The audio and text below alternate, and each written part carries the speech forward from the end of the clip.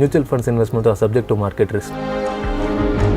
உன் காசை வந்து நீ என்கிட்ட கொடுப்பேன், அதை நான் வந்து மார்க்கெட்டு டெப்ட் இந்த மாதிரி இடங்களில் போட்டு பல்கி பெருகி உனக்கு நான் திரும்ப கொடுப்பேன். இது ரிஸ்க்கான ஒரு விஷயம்தான். ஏறவும் செய்யலாம், இறக்கவும் செய்யலாம். ஊராங்காசை தூக்கி நீங்கள் மார்க்கெட்டில் போடுறீங்க. அப்போது ஒரு பெரிய பிரளயம் வந்து வரப்போகுது அப்படின்னு முன்னாடியே ப்ரெடிக்ட் பண்ணக்கூடிய அந்த அறிவு இருக்கணும். எனக்கு தெரிஞ்சு ஹிப்ஹாப் பாதியை விட அதிகமான வேகத்தில் ரேப் பண்ணுறவர் யாருன்னா அந்த மியூச்சுவல் ஃபண்டை பற்றி அட்வர்டைஸ்மெண்ட்டில் பேசுகிறவர் தான். என்ன ஒரு பெரிய பிரச்சனை அப்படின்னா, இப்போ ஈக்விட்டி மார்க்கெட் வந்து சிவபெருமான் மாதிரி அடி முடி ரெண்டுத்தையுமே காண முடியாது. நீங்கள் ரொம்ப பெரிய ஜெகஜால ஜித்தானா மியூச்சுவல் ஃபண்ட்ஸ் உங்களுக்கு தேவையே இல்லை. நீங்கள் டைரக்ட் ஈக்விட்டிக்கு போகலாம். இதில் நான் சொல்கிற சில விஷயங்களில் ஏதாவது ஒரு விஷயம் உங்களுக்கு தெரியலனாலும் நீங்கள் மியூச்சுவல் ஃபண்ட் பக்கம் போய் ஆகணும். ஹாய், எல்லாருக்கும் வணக்கம்.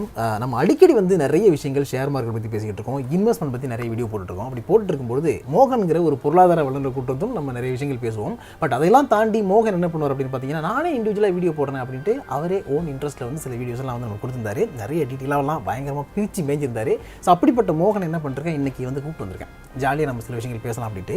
ஸோ ஹாய் மோகன், எப்படி இருக்கீங்க? வணக்கம் சார், ரொம்ப சந்தோஷமாக இருக்கேன். வணக்கம் சார், கொஞ்ச நாள் ஆச்சு பார்த்து. சரி, ஓகே. இப்போது எதுக்காக கூப்பிட்டு வந்திருக்கேன் அப்படின்னு பார்த்தீங்கன்னா, இன்றைக்கி வந்து நம்ம மியூச்சுவல் ஃபண்ட் பற்றி கொஞ்சம் பேசலாம் அப்படின்னு. ஏன்னா மியூச்சுவல் ஃபண்ட் பற்றி எனக்கும் பெருசாக தெரியாது.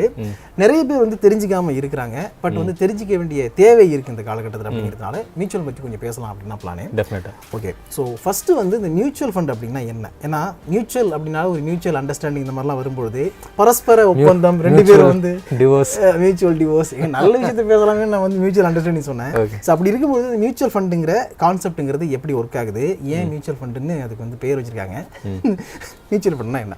பரஸ்பர நிதி திட்டம் அப்படின்றது தமிழில் இதை வழங்குறாங்க. ஓகே. இப்போ என்னன்னா, பங்குச்சந்தையில் என்னால் டேரெக்டாக போய் இன்வெஸ்ட் பண்ணுற அளவுக்கு எனக்கு நாலேஜ் இல்லை அப்படின்ற நினைக்கிற ஆட்களுக்கு இந்த மியூச்சுவல் ஃபண்ட் வந்து ஒரு நல்ல ஒரு ஆல்டர்னேட் ரூட்டு. ஓகே. ஸோ இங்கே இந்த ஏஎம்சி, அப்புறம் அசட் மேனேஜ்மெண்ட் கம்பெனி, அப்புறம் இந்த இன்வெஸ்டர், இவங்க ரெண்டு பேரும் தான் அந்த அண்டர்ஸ்டாண்டிங்குள்ளே வராங்க. இந்த புரிந்துணர்வு ஒப்பந்தம் யாருக்குன்னா இவங்க ரெண்டு பேருக்கு நடுவில். உன் காசை வந்து நீ என்கிட்ட கொடுப்பேன், அதை நான் வந்து மார்க்கெட்டு டெப்ட் இந்த மாதிரி இடங்களில் போட்டு பல்கி பெருகி உனக்கு நான் திரும்ப கொடுப்பேன். ஸோ இது ரெண்டுத்துக்கும் நம்ம ஒரு டைப் போட்டுக்கலாம். இது ரிஸ்க்கான ஒரு விஷயம்தான். ஏறவும் செய்யலாம், இறக்கவும் செய்யலாம். இதுக்கெல்லாம் ஒத்துக்கிறியா அப்படின்ற மாதிரி ஒரு கேள்வி. ரொம்ப தான் தாண்ட போகிறேன். ஆமாம், உள்ளேயும் விழலாம், தாண்டியும் வரலாம். நீ இதுக்கெல்லாம் ஒத்துக்கிட்டீங்கன்னா கையெழுத்து போடு. இதெல்லாம் இப்படி தெளிவாக தமிழில் இருக்காது, ஒரு 30 பக்கம் இங்கிலீஷில் பிரிண்ட் ஆகிருக்கும். ஓகே. இதெல்லாம் படிச்சுட்டு நீயும் நானும் சேர்ந்து பரஸ்பரமாக உள்ள ட்ராவல் பண்ண போகிறோம். அதுதான் அந்த விளம்பரம். மியூச்சுவல் ஃபண்ட் சந்தேகம். ஆமாம், வழக்கு பற்றி கவனம் பிடிக்கும் அப்படின்ட்டு விளம்பரம் மட்டும் ஒரு நிமிஷம் கிளியர். எனக்கு தெரிஞ்சு ஹிப்ஹாப் பாதியை விட அதிகமான வேகத்தில் ரேப் பண்ணுறவர் யாருன்னா அந்த மியூச்சுவல் ஃபண்டை பற்றி அட்வர்டைஸ்மெண்ட்டில் பேசுகிறவர் தான். ஓகே. இந்த மியூச்சுவல் ஃபண்ட்ஸ் வந்து அவ்வளோ ரிஸ்க்கானது அப்படின்னு அவங்க விளம்பரப்படுத்தினாலுமே கூட ஆன லாங்கர் ரன் பார்த்தீங்கன்னா இது வந்து மற்ற சிறு சேமிப்பு திட்டங்களை விட அதிகமாகவே ரிட்டர்ன் கொடுத்துருக்கு இந்தியாவில். ஆன லாங்கர் ரன் அப்படின்னு நான் சொல்கிறது மினிமம் 7 வருடங்களாவது நீங்கள் கண்டினியூ பண்ணிங்கன்னா டெஃபினட்டாக ஒரு inflation beating small saving instruments கொடுக்குற ரிட்டர்னை விட இதில் அதிகமாகவே கொடுக்கும் உங்களுக்கு. ஓகே. இப்போ வந்து நீங்கள் ஒரு விஷயம் சொன்னீங்க, ரிஸ்க் எடுக்க தான் போகிறீங்க, அந்த ரிஸ்க்குக்காக நம்ம ஒரு அக்ரிமெண்ட் போட்டுக்கோம் அப்படிங்கிறது தான் இந்த மியூச்சுவல் ஃபண்ட் அப்படின்னு. அப்படி இருக்கும்போது இதை யார் வந்து கவர்ன் பண்ணுறாங்க? அது நமக்கு தேவையில்லை. இது ஒரு நல்ல கேள்வி. இது இப்போ ஆர்பிஐ வந்து பார்த்தீங்கன்னா பேங்க் எப்படி எல்லாம் ரெகுலேட் பண்ணுது. இந்த பேங்க்குங்களுக்கு எப்படி ஆர்பிஐ ஒரு தலைவரோ, கேபிட்டல் மார்க்கெட் பொறுத்த வரைக்கும் செபி தான் வந்து அதுக்கு தலைவர். ஸோ மியூச்சுவல் ஃபண்ட்ஸை பொறுத்த வரைக்கும் பார்த்தீங்கன்னா ஒரு கவர்னிங் பாடின்னு சொல்ல முடியாது, அசோசியேஷன் நம்ம சொல்லலாம். இந்த மியூச்சுவல் ஃபண்ட்ஸ் கொடுக்குற ஏஎம்சிஸை என்ன பண்ணாங்க, ஒன்றா சேர்ந்து ஒரு சங்கம் மாதிரி வந்து ஃபார்ம் பண்ணாங்க. இப்போ ரியல் எஸ்டேட்டுக்குலாம் அந்த மாதிரிலாம் நீங்கள் பார்த்துருக்கலாம். அந்த கவர்னிங் பாடிஸ்லாம் ஒன்றா சேர்ந்து ஒரு ஆர்கனைசேஷன் ஆரம்பித்த மாதிரி 1995 ஏஎம்எஃப்ஐ அப்படின்னு ஒரு அசோசியேஷன் ஆரம்பித்தாங்க, association of mutual funds of India அப்படின்ற மாதிரி.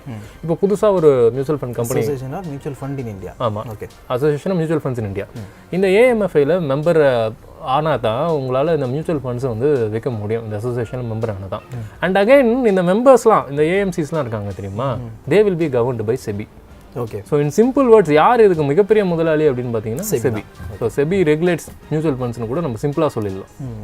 இப்போ வந்து மியூச்சுவல் ஃபண்டை பொறுத்த வரைக்கும் பெருசாக வந்து ஷேர் மார்க்கெட் நாலேஜ் இல்லாதவங்க போகணும் அப்படின்னு சொன்னீங்க. பட் நாலேஜ் இருக்கவங்களுக்கு வந்து மியூச்சுவல் ஃபண்ட் சரியான சாய்ஸ் கிடையாதா? எப்படி சொல்லலாம் அப்படின்னா அவங்க கேள்வி ஆக்சுவலாக it's a very valid question. நிறைய பேருக்கு இருக்கிற சந்தேகம். இப்போ எனக்கே வந்து ஒரு பங்கை பற்றி தெரியுது அப்படின்னும் பொழுது மியூச்சுவல் ஃபண்ட்ஸ் நீங்கள் போகணுன்னு அவசியம் கிடையாது. ஓகே. பட் இந்த எனக்கு விஷயம் தெரியுது அப்படின்றதுக்கான அளவீடு அப்படின்றது எப்படி நீங்கள் சொல்லலாம் அப்படின்னா ஆல்ஃபா அப்படின்னு ஒரு விஷயம் சொல்லுவோம். இப்போது ஒரு மியூச்சுவல் ஃபண்டோட ஆல்ஃபா எப்படி இருக்குது அப்படின்னா, நம்ம இதுக்கு முன்னாடி கூட அது ஒரு வீடியோவாக கொடுத்துருப்பேன் எக்ஸ்ஐஆர் பற்றி பேசும்போது.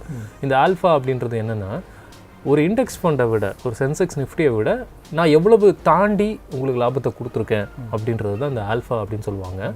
இந்த ஆல்ஃபா காட்டுற ஒரு மியூச்சுவல் ஃபண்ட் மேனேஜரை காட்டிலும் நீங்கள் பெரிய ஜித்தன் அப்படின்னா நீங்கள் மியூச்சுவல் ஃபண்டே தேவையில்லை, சொந்தமாகவே ஈக்விட்டியில் போட்டுடலாம். ஓகே. ஆனால் என்ன ஒரு பெரிய பிரச்சனை அப்படின்னா, இப்போ ஈக்விட்டி மார்க்கெட் வந்து சிவபெருமான் மாதிரி அடி முடி ரெண்டுத்தையுமே காண முடியாது. ஒரு பங்கோடைய லோ பாயிண்ட் இதுதான் அப்படின்றதும், இந்த பங்கு இதோட ஹை பாயிண்ட் இது அப்படின்றதும் ஒருத்தரால் கண்டிப்பாக ப்ரெடிக்டே பண்ண முடியாது, இன்க்ளூடிங் ராகேஷ் ஜுன்ஜுன்வாலா. அந்த மாதிரி ஒரு சுச்சுவேஷன் இருக்கும் பொழுது நீங்கள் ஈக்விட்டியில் டைரெக்டாக முதலீடு பண்ணுறதை காட்டிலும் ஒரு எஸ்ஐபி மோடில் இன்வெஸ்ட்மெண்ட் வந்து நீங்கள் பண்ணலாம் through a mutual fund which has a exposure towards your favourite stocks. இப்போ எனக்கு தெரிஞ்ச நண்பர் ஒருத்தர் இருப்பார். அவர் என்ன பண்ணுவார்னா, மியூச்சுவல் ஃபண்டு போகாமல் இருக்கிறதுலே பெரிய பெரிய கம்பெனியாக பார்த்து பங்கு வாங்கிட்டு இருப்பார். ரிலையன்ஸ் வாங்குவார், ஏஷியன் பெயிண்ட்ஸ் வாங்குவார். இதை தான் சிம்பிளாக என்ன பண்ணுவோம், ஒரு லார்ஜ் கேப் மியூச்சுவல் ஃபண்ட் பார்த்துட்டு போயிடும். ஓகே. அவர் ஒன்றா தேடி பண்ணுறத ஒரு லார்ஜ் கேப் மியூச்சுவல் ஃபண்ட். இப்போ இன்னொரு ஆள் இருப்பார், ரிலையன்ஸை பற்றி எதுவும் தெரியாத, ஏஷியன் பெயிண்ட்ஸை பற்றி எதுவும் தெரியாத அந்த நபர் இந்த லார்ஜ் கேப் மியூச்சுவல் ஃபண்ட்ஸில் மாதம் 5,000 போட்டார்னு வைங்களேன். இவர் இவ்வளோ மண்டை காஞ்சி ஆராய்ச்சி பண்ணி எடுக்கிற ரிட்டர்னும் அவர் 5,000 மியூச்சுவல் ஃபண்ட்ஸ்காரருக்கு கொடுத்து எடுக்கிற ரிட்டர்னும் பார்த்தீங்கன்னா ஆல்மோஸ்ட் சேமாக தான் இருக்கும். நீங்கள் ரொம்ப பெரிய ஜெகஜால ஜித்தன்னா மியூச்சுவல் ஃபண்ட்ஸ் உங்களுக்கு தேவையே இல்லை, நீங்கள் டைரக்ட் ஈக்விட்டிக்கு போகலாம். இதில் நான் சொல்கிற சில விஷயங்களில் ஏதாவது ஒரு விஷயம் உங்களுக்கு தெரியலனாலும் நீங்கள் மியூச்சுவல் ஃபண்ட் பக்கம் போய் ஆகணும். என்னென்ன விஷயம் அப்படின்னா, ஒரு பங்குக்கான இன்ட்ரின்சிக் வேல்யூ உங்களுக்கு கண்டுபிடிக்க தெரியலையா, மியூச்சுவல் ஃபண்ட்ஸ் போயிடுங்க. 52 வீக் லோ 52 வீக் ஹை குடந்து மாறும் அப்படின்ற அந்த ப்ரெடிக்ஷனை வந்து உங்களுக்கு சரியாக சொல்ல தெரியலையா, மியூச்சுவல் ஃபண்ட்ஸ் வந்து நீங்கள் போயிடுங்க. ஒரு கம்பெனியோட பேலன்ஸ் ஷீட்டை அனலைஸ் பண்ணுற அறிவு உங்களுக்கு இல்லையா, மியூச்சுவல் ஃபண்ட்ஸ் போயிடுங்க. ப்ராஃபிட் அண்ட் லாஸ் ஸ்டேட்மெண்ட்டை எப்படி படிக்கணும்னு உங்களுக்கு தெரியலையா, மியூச்சுவல் ஃபண்ட்ஸ் போயிடுங்க. ஸோ இந்த 4 விஷயத்தை உங்களை நோக்கி கேட்டுக்கோங்க. இது எல்லாமே எனக்கு தெரியும் டிக் பண்ணிங்கன்னா நீங்களே சொந்தமாக ஈக்விட்டி பண்ணலாம். நீ சொல்கிறத பார்த்தா இந்த விஷயங்கள் எல்லாமே வந்து மேக்ஸிமம் நல்ல ஒரு ஃபினான்ஸ் நாலேஜ் இருக்கிறவங்களா மட்டும்தான். ஆமாம், இதுவே இண்டஸ்ட்ரியாக இருக்கிற ஒருத்தருக்கு, இப்போ ஒருத்தர் பேங்க்கில் வேலை செய்கிறாரு, ஒருத்தர் வந்து ஒரு பஜாஜ் ஃபினான்ஸில் ஒர்க் பண்ணுறாரு, மோஸ்ட்லி இந்த மாதிரி நபர்களுக்கு அது தெரிய வாய்ப்பு இருக்குது. அண்டு இந்த மாதிரி ஆட்கள்லாம் தெரியாது இருக்கலாம்.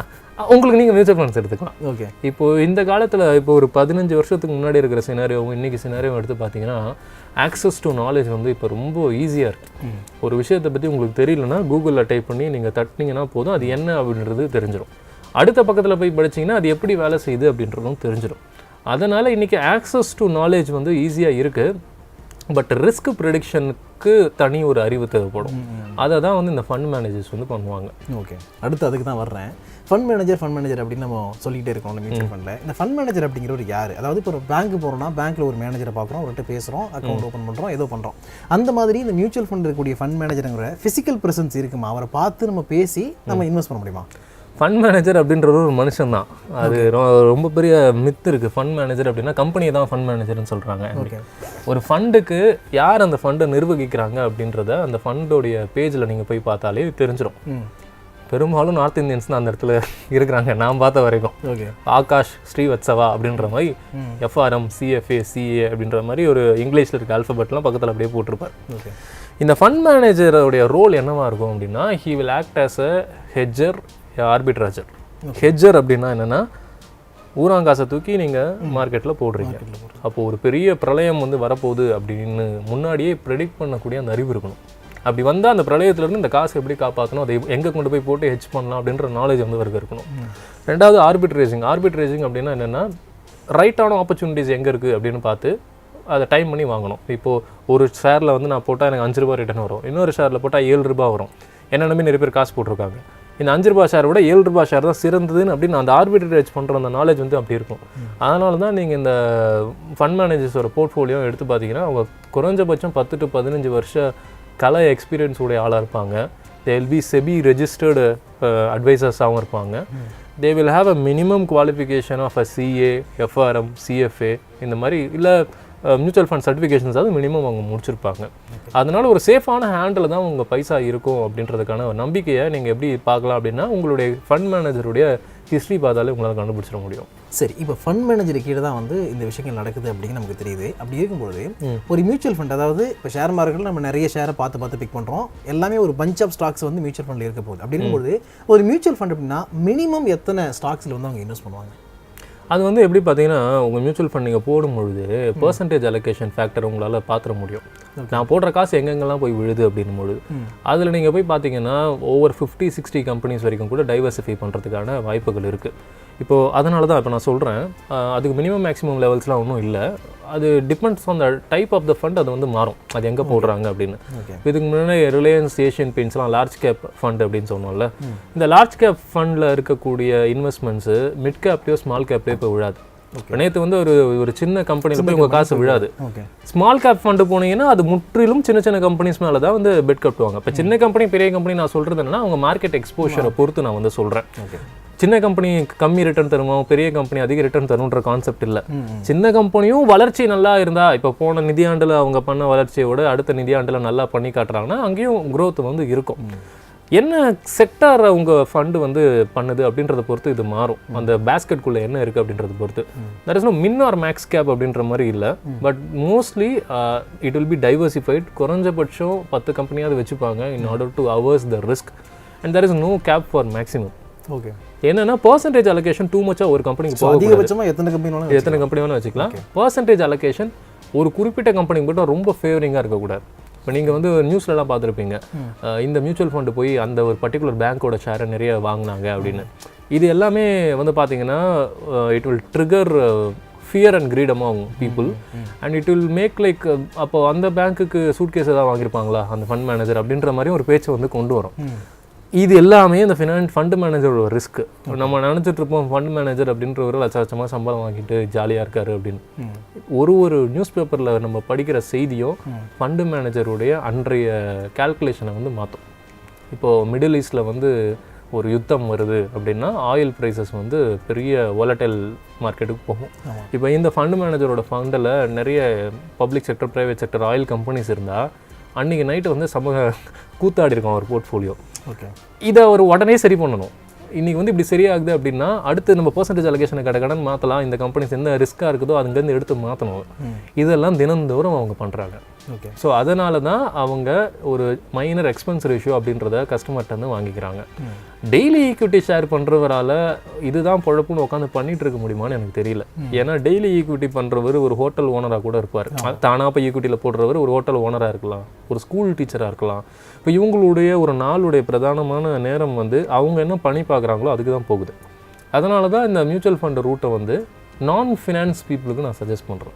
ஃபினான்ஸ் தான் உலகம்னு இருக்கிறவங்க எம்எஃப் தேவையில்லை. அவங்க இந்த வீடியோ கூட நீங்கள் பார்க்க வேணாம், நீங்கள் ஸ்கிப் பண்ணிட்டு வேறு ஏதாவது வீரா போட்ட வீடியோஸை பண்ணி போய் பார்க்கலாம் காவேரி நியூஸில். இது எதுக்குன்னா நான் சொல்கிற இந்த நான் ஃபினான்ஸ் பேக்ரவுண்டுடைய ஆட்களுக்கான ஒரு ரூட் இது. ஓகே, இப்போ இந்த ஃபண்ட் மேனேஜர் பற்றி நம்ம பேசிகிட்டு இருக்கும்போது எனக்கு தோன்ற இன்னொரு கேள்வி என்னென்னா, ஃபண்ட் மேனேஜர் என்ன பண்ணுறாரு, நம்மளுடைய பணத்தை எடுத்து தான் அவர் வந்து இன்வெஸ்ட் பண்ணுறாரு. ஒரு இடத்துல இன்வெஸ்ட் பண்ணும்போது நமக்கே ஒரு தோறும் நம்ம காசுனா நம்ம கொஞ்சம் சேஃபாக பார்த்துப்போம், அடுத்தவங்க காசுனா அடுத்தவங்க காசு தான் ஒரு அசால்ட் இருக்கக்கூடியது ஹியூமன் நேச்சர் தான். ஓகேவா, அப்படி இருக்கும்போது இந்த ஃபண்ட் மேனேஜர் கரெக்டாக வந்து அடுத்தவங்க பணம் போயிடக்கூடாது அப்படின்னு பார்த்து இன்வெஸ்ட் பண்ணுவாருங்கிறதுக்கு என்ன உத்தரவாதம் இருக்குது? ரெண்டாவது, அந்த மாதிரி வந்து ஒரு மிஸ்டேக்காக எதிரையோ பண்ணிட்டாரு, மியூச்சுவல் ஃபண்ட் வந்து லாஸ் கொடுத்துருச்சு அப்படின்னா ஃபண்ட் மேனேஜரோட சட்டையை பிடிச்சி நம்ம கேள்வி கேட்க முடியுமா? அதுக்கு வாய்ப்பு இருக்கா? இதனால தான் வந்து இங்கிலீஷில் ஒரு வாக்கியம் சொல்லுவாங்க, mutual funds investment R subject to market risk. அந்த விளம்பரம் நீங்கள் அதெல்லாம் படிச்சுட்டு பார்த்துட்டு தானே வந்து உள்ளே வந்தீங்க அப்படின்ற மாதிரி. ஆக்சுவலாக அவங்களுக்கு அக்கௌண்டபிலிட்டி இருக்கும், இன்டர்னல் ஆஃபீஸ் அக்கௌண்டபிலிட்டி அது டெஃபினட்டாக இருக்கும். அண்ட் இந்த பர்சன்டேஜ் வாலட்டிலிட்டின்னு ஒரு லிமிட் வைப்பாங்க. இப்போ நீங்கள் உங்கள் ஆஃபீஸில் நல்லா வீடியோ போடுறீங்க அப்படின்னா உங்களுக்கு பதவி உயர்வு கிடைக்கும். நல்லா பண்ண போகல அப்படின்னா உங்கள் சம்பளம் அப்படியே ஸ்டாக்னட்டாக இருக்கும், இல்லை உங்களுக்கு பதில் வேறு யாராவது ஒரு விஜய் வருவார்ன்ற மாதிரி. இந்த ஃபண்ட் மேனேஜர்ஸ்க்கும் ஒரு there is a limit beyond which they cannot sulk their portfolio அப்படின்னு சொல்லுவாங்க. Okay, once if that happens accountability will be given to that individual person like any other companiesல நடக்கிற மாதிரி தான். ஸோ அந்த பயத்திலே அவர் அதை கொஞ்சம் ஸ்ட்ரிஞ்செண்ட்டாக வந்து பார்ப்பாரு. லாஸ் ஆயிடுச்சுன்னா நம்ம போய் கேட்கலாமா அப்படின்னா முடியாது. ஓகே, அதில் நீங்கள் சைன் போட்டு கொடுத்துருக்கீங்க. இங்கே ஈக்விட்டினாலே ரிஸ்க் தான். ஏன்னா உங்களுக்கு லாஸே ஆகாமல் வேணும் அப்படின்னா நீங்கள் கவர்மெண்ட் ஈக்விட்டிங்கிறது கண்டிப்பாக ரிஸ்க் தான், அதில் மாற்றுக்கிறது இல்லை. பட் வந்து அந்த ரிஸ்க்குடைய ரேஷியோன்னு ஒன்று இருக்குல்ல, இந்த அளவுக்கு வந்து நீங்கள் ஃபிக்ஸ் பண்ணிக்கலாம், இதுக்கு கீழே வந்து ரிஸ்க் இருக்காது, அதை ப்ரெடிக்ட் பண்ண முடியாது. மியூச்சுவல் ஃபண்ட்லேயும் முடியாது. ஓகே, அதனால தான் அந்த 30 பக்கம் இங்கிலீஷில் எழுதி கொடுப்பாங்க அப்படின்னால அதோட சின்ன சாராம்சம் இதுதான். நம்ம 2 பேரும் ஒத்துக்கிட்டு தான் இதுக்கு வரோம். லாபம் வந்தாலும் நஷ்டம் வந்தாலும் இதுதான் இது விழுந்த இது அது என் கையில் இல்லை. ஓகே. ஏன்னா it is linked to market அப்படின்ற மாதிரி நான் போட்டுட்டேன். இதெல்லாம் பட்டவர்த்தனமாக தமிழில் உங்ககிட்ட ஓப்பனாக சொல்லிட்டேன். அது இங்கிலீஷில் ஒரு ஃபேன்சியான ஜார்கன்ஸில் வந்து அது அழகாக எழுதியிருப்பாங்க 30 பேஜஸ்க்கு. ஓகே. அதுதான் நான் சொல்கிறேன், நீங்கள் 7 வருஷ டைம் பீரியட் மாதிரி நீங்கள் மெயின்டைன் பண்ணுறீங்க அப்படின்னா இதெல்லாம் பற்றி ஒரி பண்ணிக்கவே வேண்டாம். ஏன்னா நீங்கள் சாப்பாட்டுக்கு தேவையான காசை தூக்கி மியூச்சுவல் ஃபண்டில் போட போகிறதில்ல. எக்ஸஸாக என்ன அமௌண்ட் இருக்கோ அதுதான் நீங்கள் போட போகிறீங்க. அப்படி போடுற அமௌண்ட்டையும் ஒரு 7 years அண்ட் அபவ் டென்யூர் நீங்கள் வச்சுட்டீங்க அப்படின்னா த லாஸஸ் அண்ட் அப்ஸ் ரெண்டுமே நல்லிஃபை ஆகி இட் வில் கிவ் தாராளமாக டபுள் டிஜிட் ரிட்டர்ன் வந்து உங்களுக்கு கொடுக்கும்.